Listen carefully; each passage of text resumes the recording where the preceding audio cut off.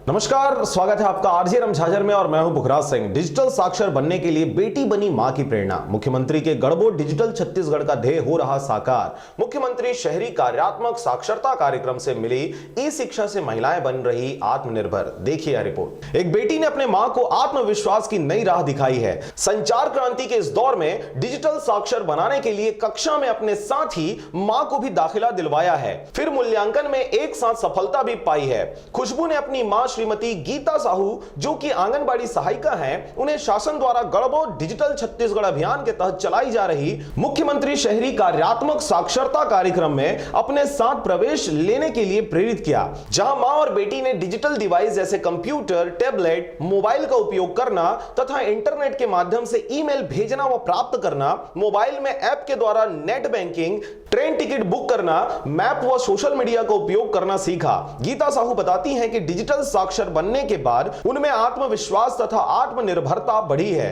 तथा सूचना क्रांति की तकनीकों के प्रति जो अनभिज्ञता व हिचक थी वह दूर हुई है। रायगढ़ से ब्यूरो रिपोर्ट, आरजे रमझाझर।